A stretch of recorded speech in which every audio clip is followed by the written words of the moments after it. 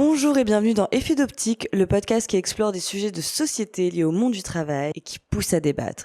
Chaque épisode part d'un mot ou d'une valeur que nous allons décortiquer ensemble dans le but d'aller au-delà des apparences et de vraiment comprendre ce que cela signifie pour chacun à travers des questions ouvertes inspirées de la méthode que j'utilise en coaching. Je m'appelle Orane, je suis coach spécialisée en alignement professionnel et mon rôle est d'accompagner des personnes en quête de sens à créer une carrière qui leur ressemble. Aujourd'hui, nous accueillons Arwa et elle va nous accompagner dans un épisode dédié au mot du jour, l'équilibre. L'équilibre, ce fil invisible qui relie nos aspirations, nos besoins et nos choix. Celui qu'on cherche parfois sans même le nommer, entre ambition et repos, passion et sécurité, liberté et engagement. L'équilibre est partout et pourtant il est si difficile à atteindre. On en parle souvent comme d'un idéal, trouver l'équilibre, vie professionnelle, vie personnelle, rester équilibré face aux défis. Mais l'équilibre, ce n'est pas un état figé. C'est un mouvement, c'est un ajustement permanent, une danse entre ce que l'on veut, ce que l'on peut et ce qui compte vraiment pour nous. Dans cet épisode, j'ai le plaisir de recevoir une invitée qui incarne cette recherche d'équilibre entre sa soif de liberté qui l'a conduite à atteindre des sommets professionnels et son envie de progresser professionnellement, de développer qui elle est. Elle nous partagera son chemin, ses réflexions, ses doutes et bien sûr ses apprentissages. Bonjour Arwa. Bonjour. Comment est-ce que tu vas? Je vais bien et toi? Bah écoute, ça va, je suis ravie de t'avoir sur ce podcast aujourd'hui. Pareil. Surtout que c'est ton premier podcast. Ouais. Donc je suis contente.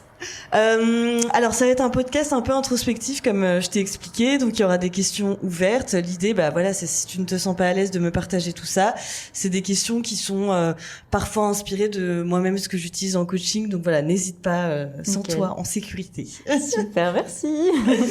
Alors, si tu pouvais te décrire en un mot, lequel ce serait? Moi je dirais audacieuse. Oh, Ouais. J'aime bien. Ah, c'est la première fois qu'on me dit ça, je trouve ça chouette. Bah en fait j'avais généreuse, mais je pense que c'est une qualité on va dire qui est on va dire trop en moi et que enfin pour moi c'est genre la base. Ouais, c'est Et du ancré, coup voilà et je pense que ce que j'entends beaucoup de mes proches c'est ouais tu oses. Ah, Mais c'est ça se bien, dit pas oseuse. Du coup j'ai dit bon audacieuse. audacieuse. Bah, c'est carrément ça, ouais, Ouais. audacieuse. Ouais. Et t'es d'accord avec ça? Bah oui, parce que en fait ce qui est chouette c'est que des fois je réfléchis pas avant de faire des choses. Ouais. Parfois c'est bien, parfois ça l'est pas. Mais du coup Mais ça a un côté avantageux parce que Mm. du coup tu mets en place des actions en fait, Ouais. parce que souvent les gens réfléchissent beaucoup et Oui. ont du mal à mettre en place des actions alors que toi au Ouais. contraire tu vas foncer, je quoi. fonce. Ah, c'est chouette. Ouais. Trop bien. Ça c'est chouette. Bah c'est ça entre guillemets qui a fait qu'aujourd'hui je suis là. Sinon je Bah, c'est trop bien. Franchement, c'est déjà un bon exemple, tu vois. J'adore. Qu'est-ce que tu fais du coup dans la vie professionnelle? donc là ça fait plus d'1 an et demi que je suis indépendante. Ok. Donc je suis à mon compte. Là actuellement donc je suis media buyer, donc c'est-à-dire je gère les pubs sur Meta, donc Ok. sur les réseaux sociaux. Ouais. Et en plus de ça, j'ajoute l'aspect créatif, donc je crée et monte des vidéos pour mes clients. Oh, ok. Ah ouais, donc un peu polyvalent plus que de C'est ça. monter des vidéos, tu fais vraiment la stratégie Voilà. publicitaire. Ouais, tout. Donc Ah, de la c'est génial. création à la pub. Ok, Ça, trop c'est bien. chouette, ouais. C'est génial. Et tu cibles quel type d'entreprise? Plutôt du B2C. Du B2C. Donc moi j'aime bien tout ce qui est, on va dire, les marques dans le bien-être. Ok, Donc trop notamment bien. marques de matcha, skincare, Ah, allez, tout on ça. adore. J'aime Trop bien. beaucoup. Voilà, j'essaie un peu de toucher des clients, on va dire, un peu partout dans le monde. Ok, trop Pour bien. pas forcément rester en Belgique. Et là, actuellement, j'ai un client en France. Trop bien. Qui sont aussi basés en Suisse et en Thaïlande. Enfin, l'équipe, elle est un peu basée un peu n'importe Trop où. cool. Et j'en ai un en Belgique. Et puis j'en ai un autre qui est aussi en Belgique. Ok, trop bien. Ouais. Au départ, j'en avais un autre encore en France. Mais du coup, j'ai interchangé avec un client en Belgique. Ah, trop bien. Ouais. Et alors, du coup, c'est quoi ton parcours pour en arriver là? T'as fait quoi dans ta vie professionnelle Mais- avant ça? Ça, c'est trop random parce que... J'adore les histoires random, ouais. En fait, là, je t'ai dit que justement, je suis passée à côté de l'ULB récemment. Ouais. Et bah, j'ai étudié l'ULB, enfin j'ai été à l'ULB et Ouais. j'ai fait un master en tourisme, pardon. Du coup, techniquement rien à voir avec ce que j'ai fait, avec ce que je fais maintenant. Et la dernière fois, je parlais avec, on va dire, une de mes proches, et elle m'a dit, mais en fait, techniquement, ce que tu fais, c'est pas si loin du tourisme, parce que t'as un peu lancé ça pour pouvoir voyager partout dans le monde. Oh, ok. Et en fait, je me suis dit, ah oui, c'est vrai, en fait, j'ai juste pris ce que j'aimais bien dans le tourisme. Et il y avait aussi une partie marketing, donc c'est ça qui a fait que ça a un peu, on va dire, éveillé ma curiosité. Ah, c'est génial. Et d'ailleurs, mon premier stage, c'était... Enfin, pas mon premier, c'était mon deuxième stage, mais du coup, pendant le master, j'étais à Tenerife. Et j'ai fait un stage enfin, on va dire, je gérais les réseaux sociaux d'une association pour le tourisme durable. Ah ouais, ok. Et en fait, c'est là où j'ai rencontré du coup plein d'entrepreneurs qui du coup étaient freelance et qui travaillaient depuis partout. Et je me suis dit, mais en fait, c'est sympathique tout ça là. C'est fou ça. Et donc quoi, ce côté voyage t'a toujours attiré en fait? Ah, c'est génial. En fait, déjà chaque été, on allait tout le temps donc au Maroc. Enfin, je suis d'origine marocaine. Donc j'aimais beaucoup le fait de voyager, mais je sais que quand j'ai commencé, on va dire, à être un peu plus grande, je me suis dit mais les autres pays ils ont l'air bien, et du coup j'ai commencé petit à petit à voyager en Europe. Donc j'avais fait au tout début l'Espagne. Trop bien. Puis aussi il y avait pendant les voyages pendant le secondaire. Donc on avait fait, on était parti, aussi c'était en Espagne en fait. Trop bien. Voilà, en fait au début c'était vraiment des très voyages Espagne. Stylés. Ouais. On a pu aller à Madrid parce qu'en fait j'avais pris option espagnole. Oh, sympa. Voilà, c'est pour ça. C'est là, c'est la meilleure classe pour avoir les meilleurs voyages, clairement. J'avais bien choisi. Et du coup en fait de là je me suis dit mais j'aime trop faire ça. Et même en fait fin secondaire, j'ai vu qu'il y avait un aspect entrepreneurial chez moi parce que en gros, on a soit un travail de fin d'études qui est écrit, mais j'étais pas du tout inspirée, soit on pouvait du coup faire un projet de micro-entreprise. Non, c'était mini-entreprise. Trop bien. Ah oui, je connais, on a déjà un peu parlé des personnes que j'ai reçues dans le podcast, effectivement. Ouais. Et en fait, c'est là où je me suis dit, mais c'est bien parce que je vais pas être toute seule. Exactement. Et en plus, on crée un projet ensemble et on avait... notre projet, c'était, du coup, en fait, ça s'appelait Pocket Phone. Et le principe, c'était donc c'était, on va dire, une sorte de rangement pour les écouteurs, parce qu'à l'époque, il y avait pas les écouteurs sans fil. De ouf. Et en fait, en gros, il fallait l'enrouler et ça te permettait d'éviter les nœuds, trop bien, entre guillemets, un peu chiants. Mais moi, je reprends mes écouteurs avec fil, donc voilà. Faut relancer l'idée là, faut relancer le projet. J'ai vu que ça existait maintenant. C'est vrai. Oui. Putain. En plus, ça redevient grave à la mode, les écouteurs avec fil. J'ai vu ça. Du coup, peut-être lancer un truc un peu plus, on va dire, fancy, parce que là, c'était un peu basique. C'était en gros, on va dire quelque chose que ça s'ouvrait, puis ça se refermait bêtement, et t'enroulais entre. C'est génial, j'adore. Trop bien. Et quoi, du coup, t'as commencé direct après tes études, alors? Non, pas du tout. En fait, moi, à ce moment-là, je me suis dit, comme tout le monde, il faut trouver un job. Donc d'abord, je comptais, en fait, faire du salariat, et ensuite me lancer, parce que je me suis dit, il faut quand même que j'ai de l'expérience, que j'apprenne, nanana. Du coup, j'avais commencé à faire des études. J'ai fait un bachelier en tourisme. Donc là, j'ai fait 3 ans. J'ai été diplômée. Et en fait, je voulais pas aller travailler directement. Donc déjà, je voyais qu'il y avait un problème avec le salariat, mais je l'assumais pas. Ouais, t'étais en mode... le salariat, je crois que c'est pas fait pour moi, mais j'étais en mode non, mais je veux juste pas travailler. C'est ça. Et du coup, je me suis dit, je vais continuer mes études. Ouais. Et heureusement que j'ai fait ça parce que du coup, j'ai pu aller faire mon stage à Tenerife. Et c'est là où, du coup, révélation, je me suis dit, en fait, c'est pas le problème de travailler, c'est le problème du salariat. Et je me suis dit, voilà. En fait, si je veux commencer quelque chose, faut que du coup, je me lance. Et en fait, j'ai fait les deux en parallèle. Donc, je me suis dit, je me dis en vrai, ça sert à rien que je termine mon master. J'ai déjà un diplôme. Donc, j'ai commencé à postuler à des entreprises. Et en fait, comme j'étais jeune diplômée, je me faisais que refuser, tu vois. Et entre temps, je me suis dit, tu sais quoi, je vais aussi me lancer en indépendante, démarrer. Donc j'ai du coup prospecté, j'ai entre guillemets postulé à des offres qui étaient sur LinkedIn aussi en tant qu'indépendante, ça existe. Putain, mais il y a des offres pour indépendants sur LinkedIn. Super smart, genre c'est un truc de fou. Et du coup, je me suis dit, tu sais quoi, je vais faire les deux. Je vais voir en 3 mois qu'est-ce que ça donne. Si au bout de 3 mois, j'ai rien du tout en tant qu'indépendante, peut-être que j'aurai quelque chose en tant que salarié ou pas, on verra. Donc, j'ai vraiment laissé la chance. C'est énorme, tu t'es laissé, en plus tu t'es fixé un objectif comme ça, on verra dans 3 mois, c'est trop intelligent. Et au bout de 1 mois, du coup, j'avais eu une réponse positive pour du coup une marque de matcha. Ouais, donc mon premier client, c'était une marque de matcha et j'adore le Japon, j'adore le matcha. Et en fait, je crois que ça s'est vu dans ma candidature. En gros, pour postuler, il fallait envoyer une vidéo de soi, montrer ses compétences de montage et ses compétences de storytelling. Du coup, j'avais directement fait un truc en mode, j'avais parlé de moi à la 3e personne en tant que bébé qui a grandi à travers Naruto. Incroyable, ouais. Et t'as dit ça. Tu m'étonnes que t'as eu le truc. Naruto, ça met tout le monde d'accord. C'est clair. Ils ont dû se dire, c'est bon, on la veut, elle, c'est tout. Ouais. Et du coup, après ça, j'ai eu un deuxième entretien. Mais ce qui était drôle, c'est que en fait, pour ce job-là, c'était pour être community manager, mais en fait, j'avais pas d'expérience. J'avais juste mon expérience en tant que stagiaire, mais pas, on va dire, professionnelle à 100%. Mais malgré ça, en tant qu'indépendante, c'était pris en compte. Alors que quand je postulais en tant que jeune diplômée, on me disait non, mais ça compte pas tes stages. C'est ça qui est marrant. C'est quand même fou, hein. Surtout ce milieu-là du community management. J'ai l'impression que, enfin, c'est horrible à dire, mais j'ai l'impression que tu réussis mieux quand t'es à ton compte, quoi. Oui, clairement. Horrible, quoi. En fait, si t'es community manager et que t'es salarié, il y a de grandes chances que, déjà, t'as que un client. Donc, tu t'ennuies à un moment donné. Ouais, c'est clair. À moins d'être hyper méga giga passionné ou que t'es ok avec le fait d'être, enfin, que tu vois, genre, t'es tes heures de bureau et après t'es ok. Ouais, c'est ça. Je pense qu'il faut vraiment, on va dire, se satisfaire d'un seul projet ou d'une seule ligne directrice. Moi, c'est parce que ce qui m'intéressait, je voulais justement avoir une diversification des profils et des projets que j'avais. Et oui, mais en fait, l'anecdote là-dedans, c'est qu'en gros, le poste de community manager, je l'ai pas eu. Ah. Oui, il a été donné à quelqu'un d'autre. Mais en fait, une semaine après, ils m'ont rappelé et ils m'ont dit oui, en fait, on aime trop ta façon d'écrire, ta façon de filmer, ta façon d'éditer. Est-ce que ça te dirait d'avoir, on va dire, une mission? Du coup, au départ, c'était juste 7 heures par semaine, c'est rien du tout. Mais je me suis dit, moi, je prends. C'est les débuts, je prends. Ouf. Et du coup, 7 heures par semaine, j'écrivais des scripts et je montais des vidéos.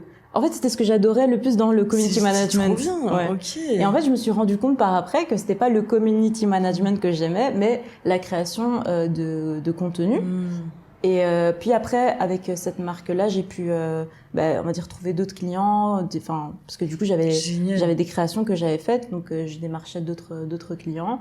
Et j'ai aussi de là appris Meta. Donc gérer des pubs sur les réseaux sociaux. Au départ, c'était hyper stressant. Je me suis dit non, mais c'est pas fait pour moi et tout. Et en fait, quand j'ai commencé à comprendre les stratégies, qu'en fait tous les chiffres, ils avaient un message à chaque fois à donner, je me suis dit mais en fait, ce serait intéressant de creuser. Donc je me suis formée. Ah ouais, purée, parce qu'en fait, c'est deux choses qui sont complètement différentes. T'as plus le côté analytique, stratégique et le côté création. Donc c'est marrant, t'as vraiment réussi à allier les deux, quoi. Mais en fait, je suis de nature hyper curieuse. Du coup, fatalement, je me suis dit, je vais quand même apprendre c'est quoi. Et en fait, je me suis rendu compte que c'était pas si compliqué. Tu sais, quand tu rentres au départ, c'est comme un peu quand tu commences à monter une vidéo, tu vois toute la plateforme, t'es en mode, oula, comment je vais m'en sortir, tu vois. Eh Meta, c'est pareil. En fait, tu vois le truc, tu vois plein d'informations, tu dis oui. Ouais, grave, moi je comprends rien. Ouais, mais c'est normal, c'est parce qu'en fait, on n'est juste pas formé, tu vois. De ouf, je comprends rien. Ouais. Ça pourrait aussi être comparé à la bourse, en vrai. Oui. La bourse, c'est pareil, t'arrives, tu vois plein de chiffres partout, t'es en mode, mais en fait, c'est quoi? Et puis, t'apprends un petit peu et tu dis, mais en fait, c'est logique. Ouais, c'est ça. Et après, tu sais comment, du coup, optimiser ton contenu pour que ce soit beaucoup plus, qu'il y ait plus de visibilité et tout ça. Trop bien. Du coup, tu m'avais parlé, avant de venir ici, d'une valeur qui te tenait à cœur et qui t'a poussé un peu à faire tout ça. C'était l'équilibre. Est-ce que tu peux peut-être en parler un peu plus de ce que tu m'avais partagé? Oui. Donc, en gros, équilibre, pourquoi? Parce que pour moi, j'ai besoin, en fait, allez, comment dire ça? Pour moi, le salariat, c'est pas équilibré. Parce que, en fait, on nous demande de travailler 8 heures par jour, non-stop. Et en fait, et avoir du coup le week-end juste pour se reposer.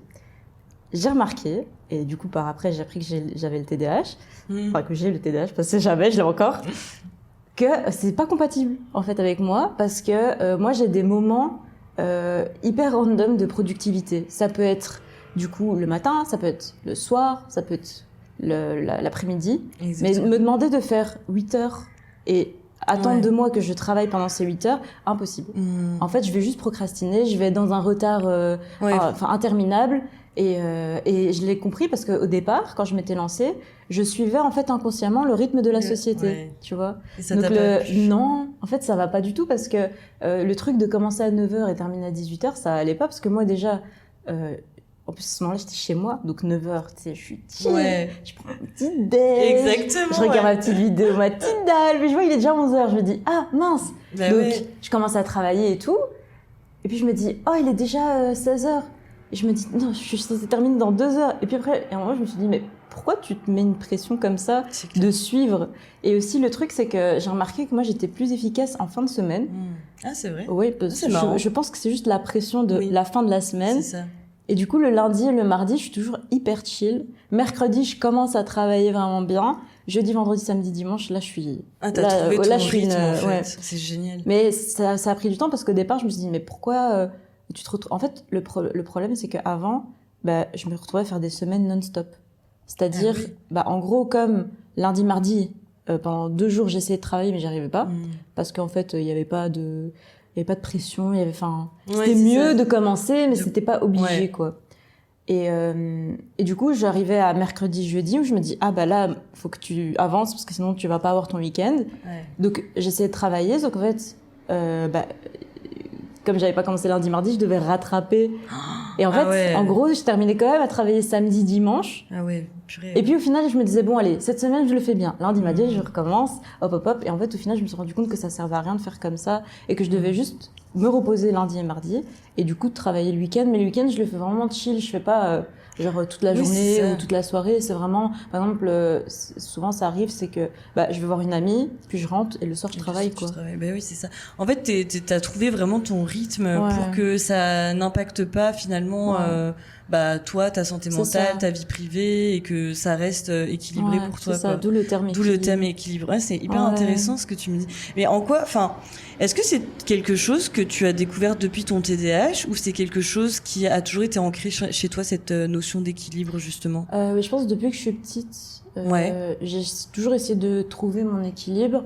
J'ai remarqué que quand je sens que je suis déséquilibrée, donc c'est-à-dire que je m'écoute pas ou que je fais trop de choses, que je suis dans le trop, le too much, du coup, ça devient négatif pour moi. Donc, soit je suis hyper fatiguée, du coup, fatalement, je suis moins productive, du coup, fatalement, je suis plus aigrie, des trucs comme ça, alors que quand je m'écoute, ça va mieux. Et en fait, c'est juste ça, cette notion d'équilibre, de pas vouloir toujours faire trop, et quand ton corps commence à dire, arrête là, dire ok, j'arrête. Ah oui, et c'est pas facile des fois, mais bon. Mais je suis encore en quête. C'est pas en mode c'est quelque chose qui est maîtrisé, mais on va dire que ça a expliqué du coup la raison pour laquelle je me suis lancée.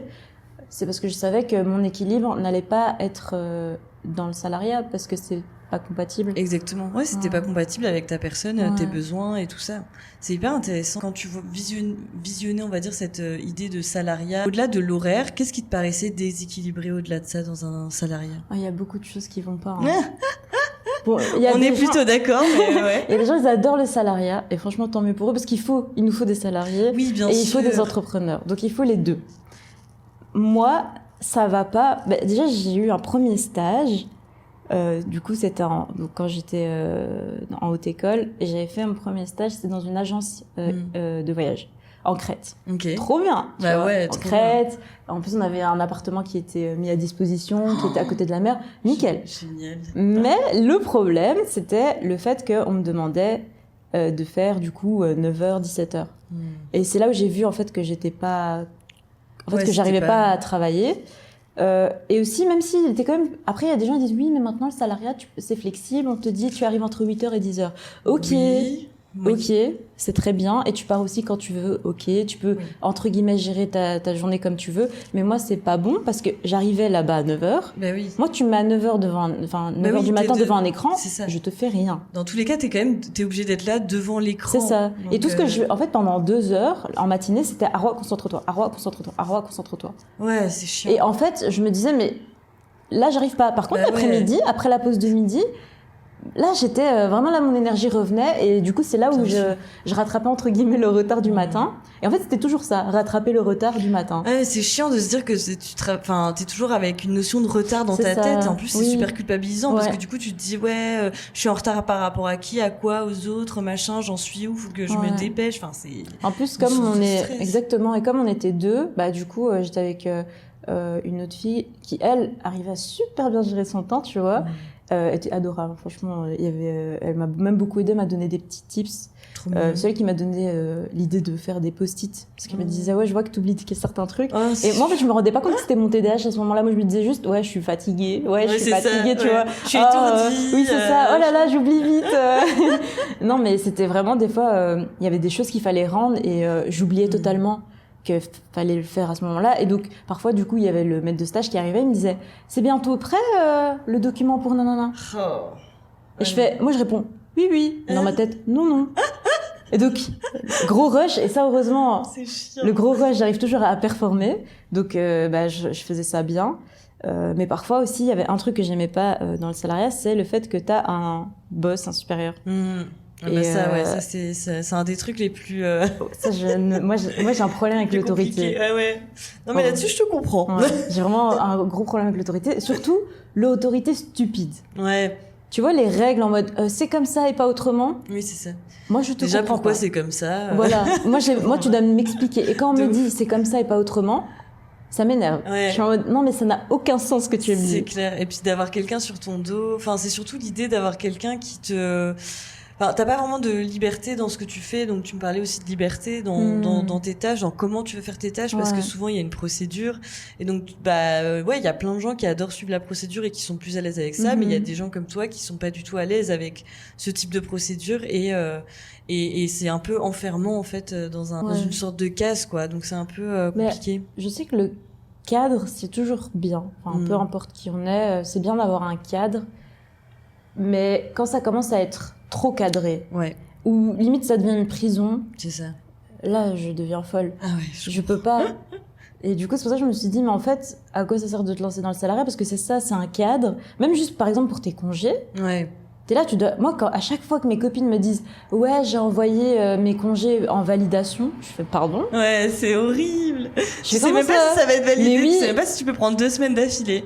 Et du coup moi par exemple quand je dois valider des congés, c'est est-ce que je suis dispo à ce moment-là? Ouais, bah voilà. Au pire, je fais en avance et voilà, comme ça j'ai 3-4 jours de dispo et c'est bon quoi. Ouais. Ou alors je regarde comment manager mon temps, prendre de l'avance ou le faire à mon retour. C'est ça.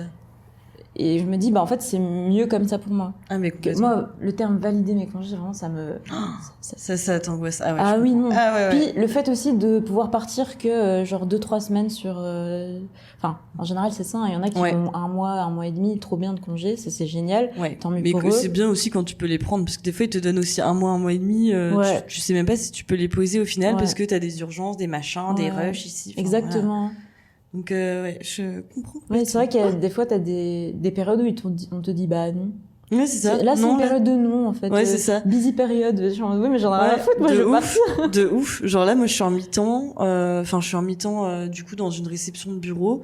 Et là, ils m'ont dit, oui, tes congés, en gros, c'est mieux que tu les prennes en août parce que en septembre, c'est pas possible, quoi. Mais, enfin, tu vois, il y a des collègues à moi, ils préfèrent partir en septembre parce que c'est moins cher déjà financièrement. Oui. Et puis même d'un point de vue organisation, c'est beaucoup plus pratique, tu vois. Mais non, pas possible. C'est comme de prendre 2 semaines d'affilée, c'est compliqué, tu vois. Et du coup, t'es là, mais c'est horrible, en fait, de se dire que dans toute ma vie, là, je peux pas prendre 2 semaines d'affilée, en fait. Oui, en plus, 2 semaines, c'est rien. C'est rien, tu vois. En fait, ils réagissent comme si c'était la fin du monde, alors que 2 semaines, ça va, hein. 2 semaines, c'est tranquille, hein. Imagine, tu dis, ouais, je veux partir un mois, t'es viril, hein. On te dit, au revoir. C'est ça, au revoir. Ciao, la porte est là. Allez, ça dégage. Ouais, je comprends pas.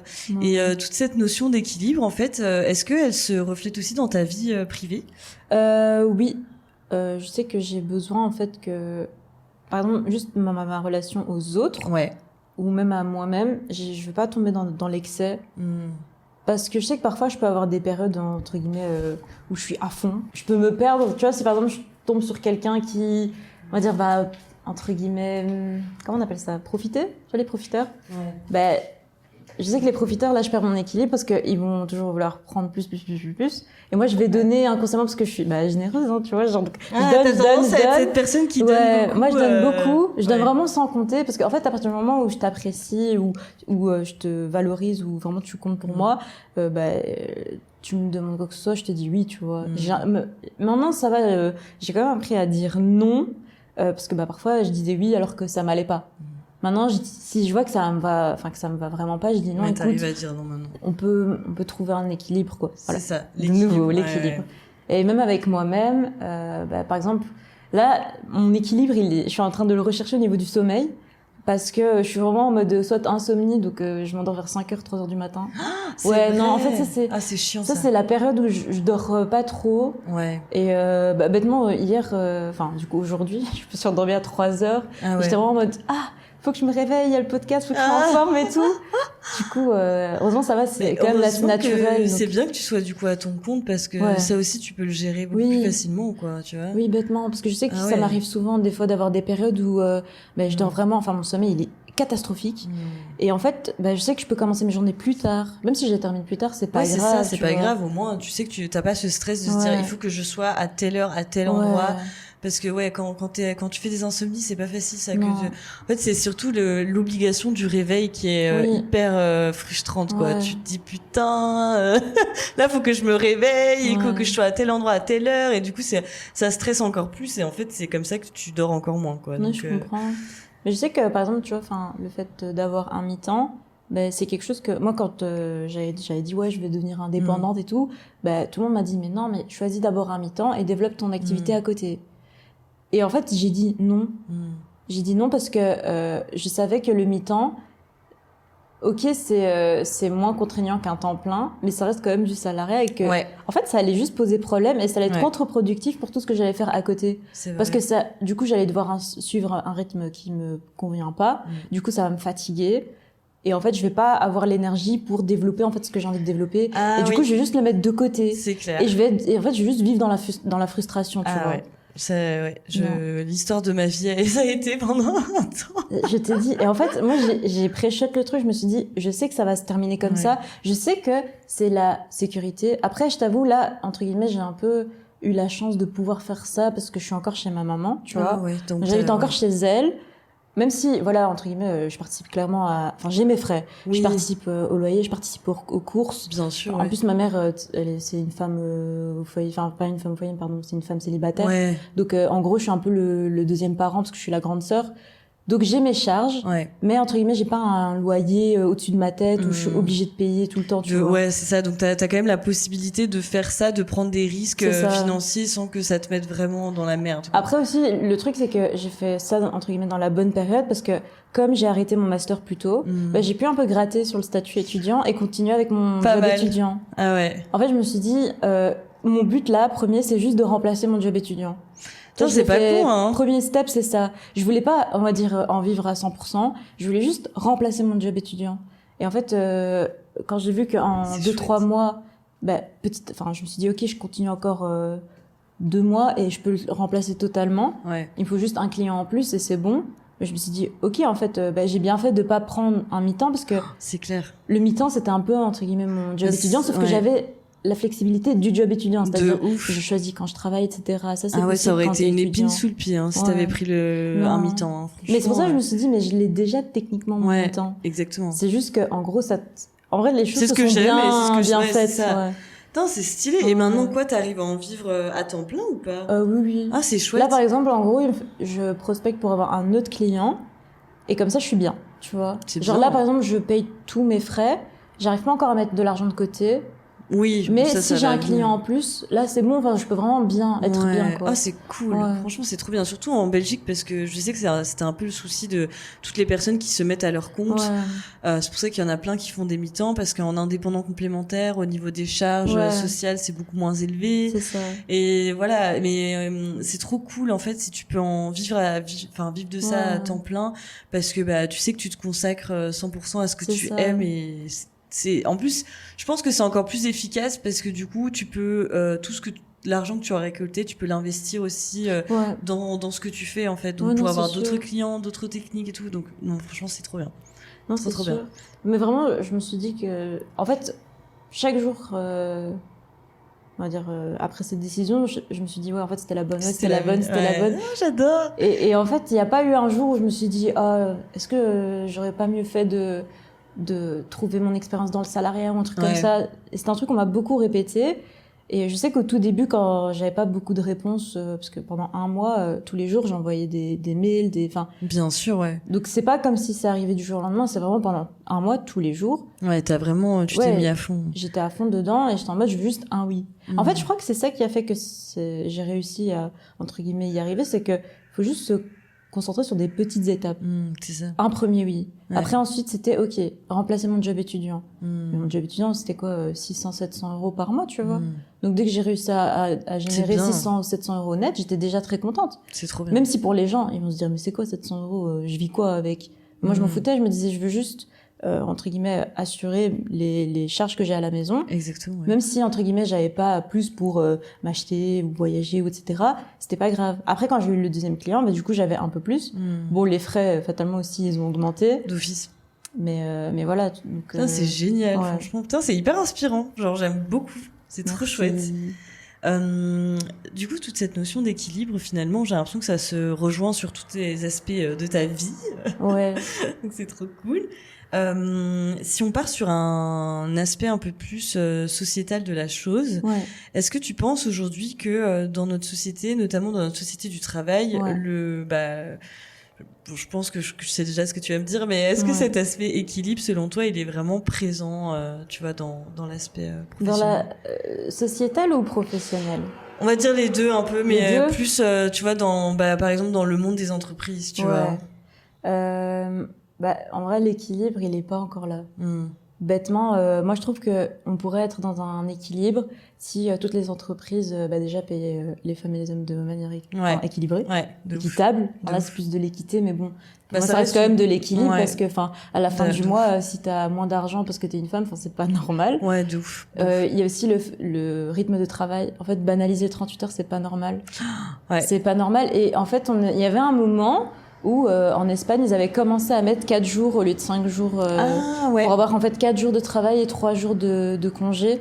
Ouais, je me souviens. Et il y a des entreprises encore pour l'instant qui font ça, donc il y a des salariés qui arrivent à avoir quand même 3 jours de congé. Moi, je trouve que sur ta semaine, 3 jours, c'est le minimum. Ouais, c'est déjà parce bien. que 2 jours, c'est pas assez. T'imagines, tu mets un jour juste pour nettoyer ta maison et un jour pour sortir. Mais t'as pas ton jour de repos. De ouf. Donc ça veut dire que tu dois soit te sacrifier l'un, soit te sacrifier l'autre. Mais ouais, mais c'est tout cet aspect, déjà t'es là, t'as un rythme donc pendant 5 jours et le week-end on te dit non, là tu peux faire ce que tu veux. Donc en gros, tu dois te réhabituer à un autre rythme, sauf que 2 jours, c'est le strict minimum pour se réhabituer encore à un autre rythme. Et c'est enfin le moment où tu commences à décompresser, genre le dimanche, et en fait on te dit non, le lendemain tu dois retourner travailler, tu dois refaire ce cercle. C'est vrai que ça manque d'équilibre en fait, tu vois, ça manque d'équilibre même pro-perso. C'est ça. Tu vois, de se dire moi il y a plein de choses que j'aime bien en dehors du travail et je trouve que c'est hyper important d'avoir aussi plein de passions et des trucs qui nous animent. Tu dis mais quand est-ce que j'ai le temps de faire ça après ma journée de boulot si je suis crevée et que je fais un temps plein, tu vois? En fait, c'est soit tu prends des heures de ton sommeil pour le faire. C'est ça. Mais du coup, c'est pas ça perd d'équilibre, de ouf. Ou alors t'attends ta retraite, quoi. Ouais, c'est ça. Il y a beaucoup de retraités, ils font ce qu'ils n'ont pas eu le temps de faire parce qu'ils étaient dans un 38 heures, parfois même 40-45 heures non payées. Non payées, ouais. Et en fait, je sais pas si tu sais d'où vient les 38 heures. Mais moi, je me suis renseignée parce que je comprenais. En fait, moi, quand je comprends pas, j'ai besoin de savoir. Vas-y. En gros, les 38 heures, c'est pas quelque chose de normal parce que c'est parti. Donc, tu vois, la révolution industrielle, on était de 12 à 16 heures par jour de travail. Ok, je sais. En fait, c'est la révolution industrielle. C'est là, en fait, où le taux le taux d'heures journalières avait explosé, qui était devenu nocif en fait. Autant en fait, c'est un truc de fou. Ok. C'est énorme. Et en gros, je sais pas quand les dates, mais les choses ont fait que ils ont réduit à 8 heures.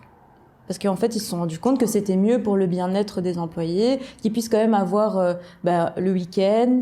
Et d'ailleurs, c'est là où aussi les premiers congés payés sont arrivés. Okay. Et aussi, ça, c'est un truc que j'ai appris avec les études du tourisme, parce qu'en gros, le tourisme a commencé à battre de l'aile pour, on va dire, tout le monde, pas que pour la classe. Parce qu'avant, c'était que les nobles qui voyageaient.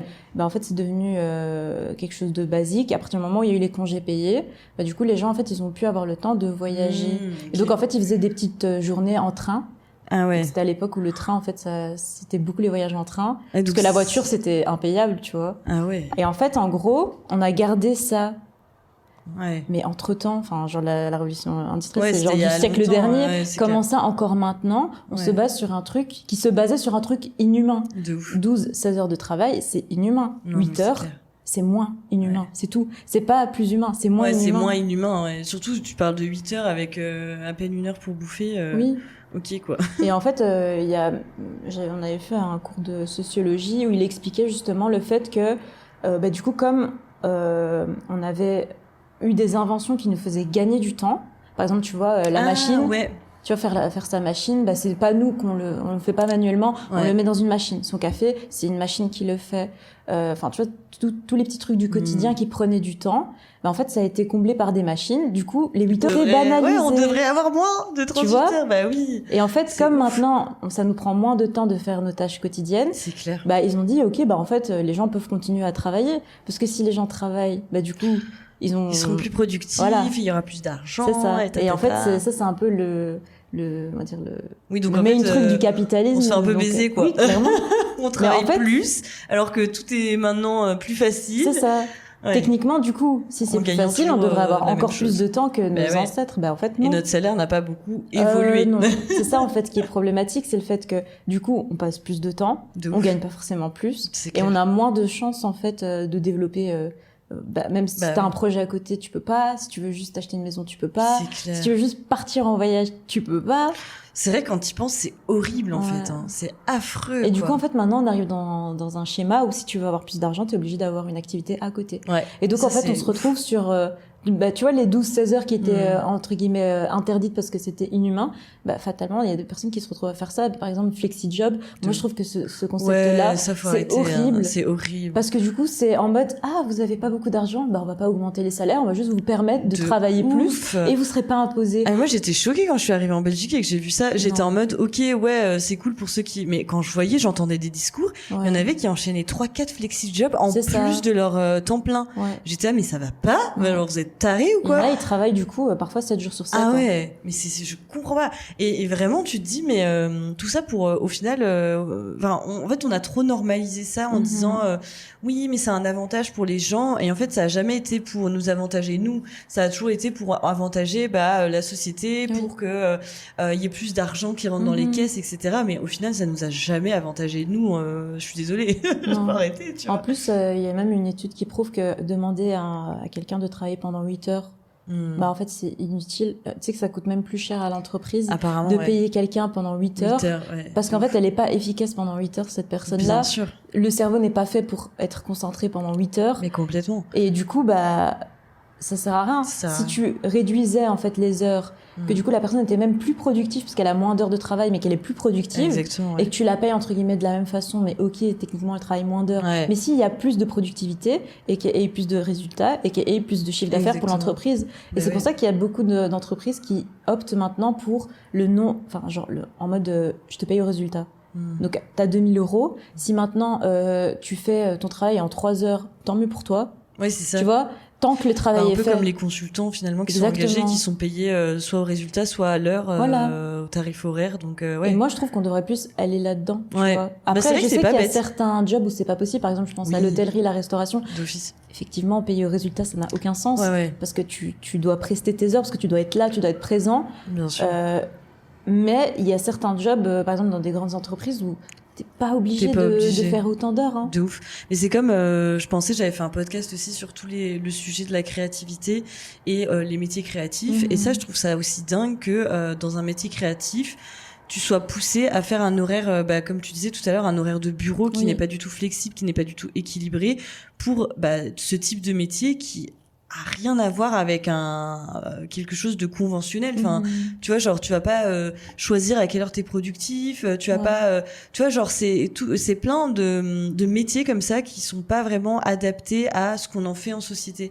Et je trouve ça un peu dommage en vrai parce que il y a tellement de potentiel et ce serait. Après, je pense que faudrait revoir en fait tout le schéma, tu vois, des conventions. Voilà quoi, c'est compliqué. Et du coup, tout ça en fait, ça vient de la révolution industrielle et depuis on n'a pas évolué. Il y a des choses qui changent, certaines entreprises. Sûr, parfois quand c'est des nouveaux PDG aussi de notre génération, ils se disent ça fait plus de sens. C'est ça, on va essayer de changer les choses. Et je pense que si un jour j'ai une entreprise, moi t'es payé au résultat. Il y a pas de je te paye à l'heure. C'est vrai. C'est stupide. Non, ça n'a aucun intérêt parce que tu sais parfois les gens ce qu'ils vont faire, c'est qu'ils vont faire semblant de prendre par exemple, au lieu de faire une tâche en 30 minutes, ils vont la faire en 2 heures. Bien sûr. Parce qu'ils veulent être payés à l'heure, ils veulent recevoir l'argent. Exactement. Du coup, voilà. Exactement. C'est un concept contre-productif, en fait. C'est clair. C'est ouf, hein. Ouais. Pour revenir à toi et à ton parcours de vie, finalement, par rapport à cet équilibre, est-ce qu'il y a des événements qui t'ont marqué et qui ont marqué justement aujourd'hui la notion d'équilibre que tu peux avoir? Du coup, il y a eu le stage. Ouais. Ça a fortement marqué, on va dire, ma perception des choses. Donc, je me suis rendu compte... en fait, déjà, à ce moment-là, mon stage à Tenerife, c'était aussi ce principe de tu choisis tes horaires, tu travailles vraiment quand tu veux. Ouais. En plus de ça, on avait... En fait, les seuls horaires qu'on avait vraiment qu'il fallait suivre, c'était le meeting qu'il y avait, genre le jeudi matin et le mardi matin, je crois, un truc comme ça. Ah ouais. Donc on se rejoignait tous et après sinon c'était chacun travaille où il veut, donc moi je pouvais aller travailler dans un petit café. Trop bien. Donc en fait j'avais un peu cette vie de freelance quoi. De freelance. Donc c'est génial. Là ça a été quand même un moment hyper fort. Ouais. Et aussi à ce moment-là quand j'étais à Tenerife, il y a eu la mort de mon chat. Ça faisait 14 ans que en fait j'étais pas là quand elle est morte. Du coup ça a été aussi un gros déclic où je me suis dit ah ouais en fait genre déjà la vie elle tient à ça. Ah ouais, c'est trop triste. Et à un moment donné, je me suis dit, mais pourquoi je suis pas là? C'est trop triste, j'ai pas pu lui dire au revoir, etc. Du coup, je m'en voulais d'être partie, en fait, à ce stage. Oh non! Et je me suis dit, mais en fait, quelque part, non, les choses sont toujours bien faites. Oui. Enfin, tu vois, bêtement, je crois en Dieu. Ouais. Je sais que si j'ai pas été là à ce moment-là, c'est peut-être que ça m'aurait vraiment trop détruit émotionnellement. Exactement. Juste le fait déjà de l'avoir vécu à distance, c'était hyper intense. Mais oui. Mais je pense que si j'avais été sur le moment même, ça m'aurait... Enfin, ça t'aurait... Vraiment, j'ai été préservée, Dieu merci. Oh, et du coup, le fait d'avoir perdu, du coup, elle s'appelait Rose. En fait, quand je suis rentrée, je me suis dit... Ok, genre, elle m'a un peu laissé cette motivation de « faut y aller ». Tu vois, déjà j'avais ce truc de je fonce, mais vraiment après sa mort, c'était vraiment je fonce encore plus. Non, et c'est là où je me suis dit ok, faut que je teste des trucs. Alors ce que j'avais fait directement, c'était je m'étais occupée de faire des contenus gratuits pour des amis à moi qui avaient des petits projets, tu vois. Donc il y a justement Clara qui est venue ici. Oui. J'avais fait une petite vidéo pour son carnet. Trop mignon. Tu vois. Et alors je le postais sur j'avais créé un petit Instagram comme ça tout bête où je créais en fait tout ça, je créais du contenu et en fait ça avait entre guillemets ça générait rien comme argent.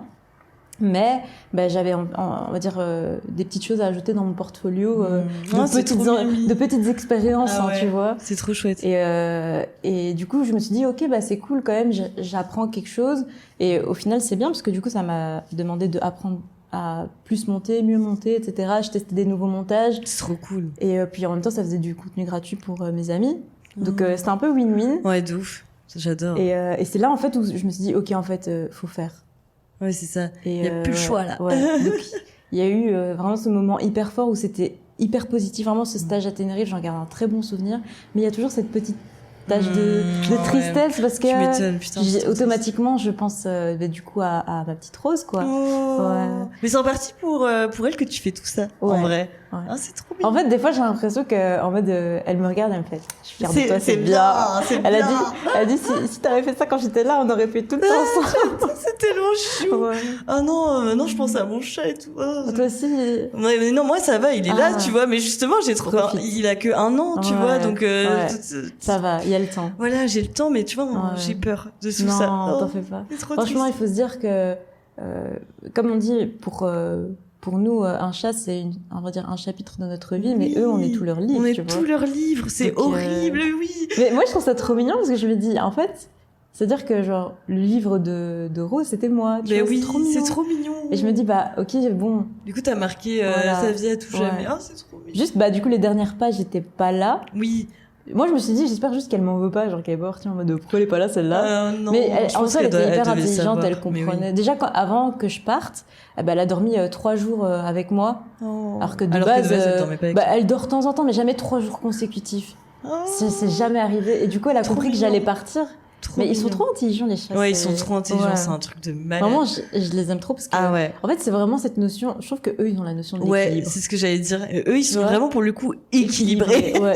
Eux, ils dorment, Voilà. ils mangent, ils profitent de l'instant présent, ils se Ouais. posent pas de questions. Eux, ils ont vraiment l'équilibre parfait. C'est ça. Genre, ça, Quand c'est tu un commences truc à dépasser les bornes, ils te le font Ah ouais, comprendre. ils te font comprendre. Ouais. Ah, je te jure, c'est incroyable. Et du coup, justement, dernière question avant de passer aux questions de fin. Ce serait quoi un équilibre parfait pour toi dans un travail? Ou même dans ta vie d'ailleurs. Pour moi, l'équilibre parfait, il n'est pas figé.